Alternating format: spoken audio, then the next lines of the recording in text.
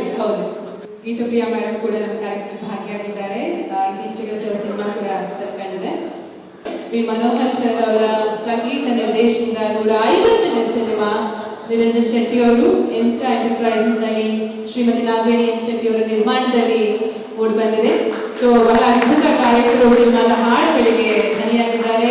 ಪ್ರಜ್ವಲಿ ಸುವರ್ಣ ಕನ್ನಡಕ್ಕೆ ಪದಾರ್ಪಣೆ ಮಾಡಿದರೆ ಕನ್ನಡ ಚಿತ್ರರಂಗಕ್ಕೆ ರಾಜ ರವಿಕುಮಾರ್ ಅವರ ಒಂದು ಅದ್ಭುತವಾದ ನಿರ್ದೇಶನದಲ್ಲಿ ಮೂಡಿ ಬಂದಿದೆ ಸಿನಿಮಾ.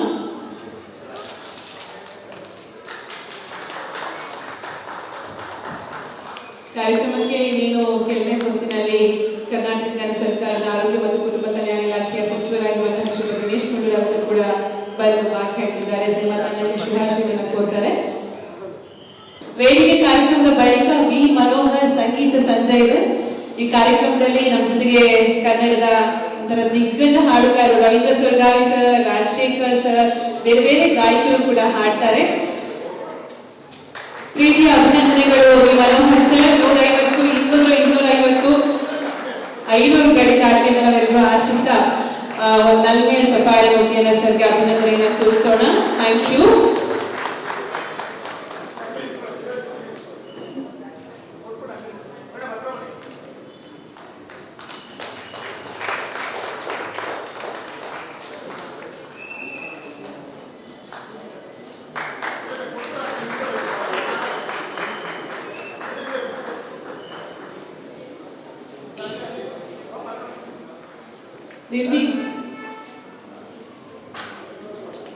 ಪರವಾಗಿ ದಿನೇಶ್ ಗುಂಡೂರಾವ್ ಸರ್ಗೆ ಗೌರವದ ವಂದನೆಯನ್ನು ಸೂಚಿಸ್ತಾ ಇದ್ದೇವೆ. Thank you so much. ಕಾರ್ಯಕ್ರಮದಲ್ಲಿ ಭಾಗಿಯಾಗಿದ್ದಕ್ಕೆ ನಿಮ್ಮ ಸಹಕಾರ ಚಿತ್ರತಂಡದ ಮೇಲೆ ಹಾಗೆ ಇದೆ ಆಶಿಸ್ತಾ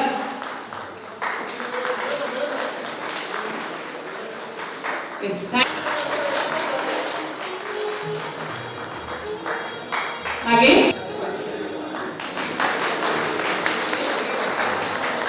ವೇದಿಕೆ ಕಾರ್ಯಕ್ರಮ ಆದ್ಮೇಲೆ ವಿ ಮನೋಹರ್ ಸಂಗೀತ ಸಂಜೆ ಇರುತ್ತೆ. ಒಂದಷ್ಟು ವಿಧವಾದ ಹಾಡುಗಳು